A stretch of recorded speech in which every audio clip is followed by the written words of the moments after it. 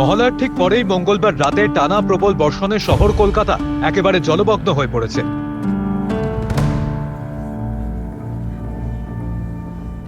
পরের দিনও একই হাল, অথচ কলকাতা পুরসভা এলাকার বেশ কিছু নিকাশি খাল রয়েছে। পাশাপাশি সেচ দপ্তরের অধীনে রয়েছে একাধিক খাল, সেগুলো দিয়ে নিকাশির জল পাস করে।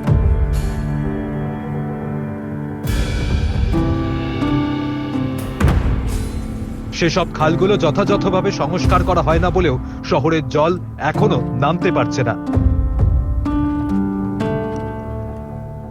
বিরোধী দলগুলো ছাড়াও জনগণের মধ্যে থেকে এই অভিযোগ উঠে আসছে।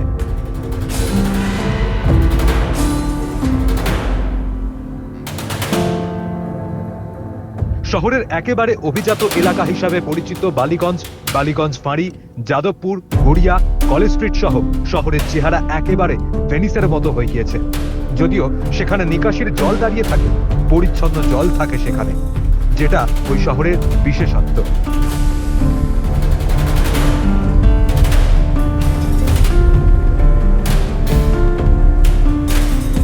একটা উন্নয়নশীল সরকার যারা অনেক ক্ষেত্রেই কাজ করেছে, তাদের তত্ত্বাবধানে কি করে নিকাশির এমন বেহাল দশা হতে পারে তা নিয়ে স্বভাবতই প্রশ্ন উঠেছে।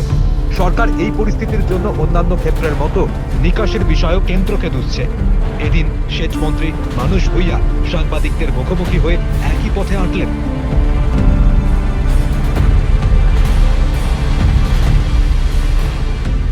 এই মেঘ ভাঙা বৃষ্টির অভিজ্ঞতা 5 ঘন্টা টানা 24 ঘন্টা ধরে যদি ঝিরিঝিরি চলতে থাকে, ট্যাকেল করা যায়। হুড়হুড় করে হড়হড় করে বন্যার মতো মেঘ ভেঙে বৃষ্টি হচ্ছে কলকাতার সমেত চারিদিকে।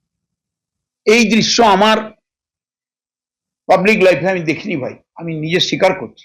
একটা অপপ্রচার চলছে বিরোধী দলনেতা সমেত বলছেন সরকার কিছু করছে না, মুখ্যমন্ত্রী কিছু করছেন না, ফিরহাদ হাকিম মেয়র সাহেব কিছু করছেন না, সেচ দপ্তর কিছু করছেন না, ড্রেজিং হয়নি।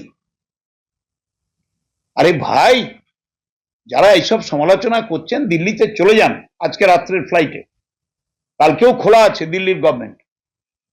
জলসম্পদ দপ্তরে চলে যান, জলশক্তি দপ্তরে, আপনাদেরই তো মন্ত্রী মিস্টার পাটিল গুজরাটে, দপ্তরের ফাইলগুলো খুলুন।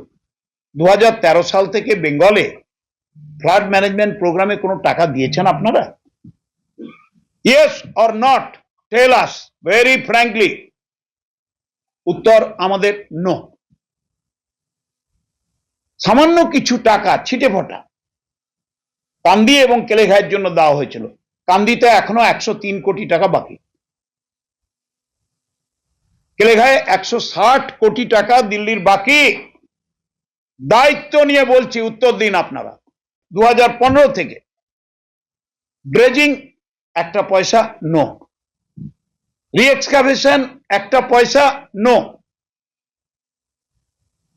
ক্যানেল সংস্কার একটা পয়সা নো, ইরোশন প্রোটেকশন একটা পয়সা নো।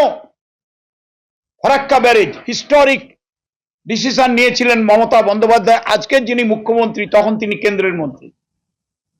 আমি ছিলাম সেদিন দিল্লিতে, আমি পার্সোনালি প্রেজেন্ট ছিলাম সেদিন দিল্লিতে।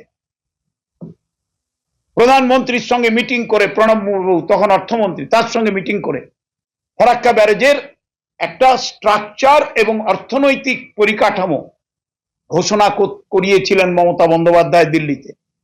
কি সেটা?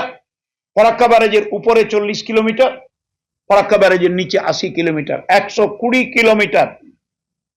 120 kilometre, I repeat 120 kilometre. Upward 40, downward 80। এর দায়িত্ব কেন্দ্রীয় সরকারের। ইরোশন কেন্দ্রীয় সরকার, ড্রেজিং কেন্দ্রীয় সরকার, এক্সকাভেশন কেন্দ্রীয় সরকার, সাডেন কোন এমার্জেন্সি এপিসোড কেন্দ্রীয় সরকার, প্লাস ফরাক্কা ব্যারেজ, তার দায়িত্ব কে নেবে? কেন্দ্রীয় সরকার। আমরা আনন্দে বিভোর, মাস 6, 1 বছর কাজ হলো। তারপরে তো জানেন 14 সাল এসে গেল, একটা পয়সা নেই। 120 kilometre has been reduced into 19 kilometre only. উপরে 7 আর নিচে 12। ভাবুন কারা কথা বলছেন, তারা কি বাংলার স্বার্থে 1 মিনিটও চিন্তা করেন? উত্তরবঙ্গের কথা, মালদার কথা, মুর্শিদাবাদের কথা 1 সেকেন্ডের জন্য চিন্তা করেন? কলকাতার একটা ড্রেনেজ সিস্টেম আছে, আপনারা জানেন, আমরা খুব ইলাবোরেটলি আপনাদের নোট দিয়েছি। এবং সেখানে দেখুন আমরা প্রত্যেকটা খাল 21 সাল থেকে 23 সাল অনেকগুলো খাল আমরা ড্রেজ করেছি, এখনো অনেকগুলো খালের ড্রেজিং অনগোয়িং আছে। 21 সাল থেকে 23 সাল আমরা ড্রেজ শুরু করেছি, প্রায় 231 kilometre, 224 crore, 231 kilometre in and around ক্যালকাটার খালগুলো আমরা ড্রেজ করেছি এবং টাকাও খরচা করেছি। এখন অনগোয়িং স্কিম আছে 88টা মানে কিলোমিটার, 88 কিলোমিটারের কাজ চলছে, তাতে বোধহয় 42 কোটি টাকা, 52 কোটি টাকা আমরা খরচা করব।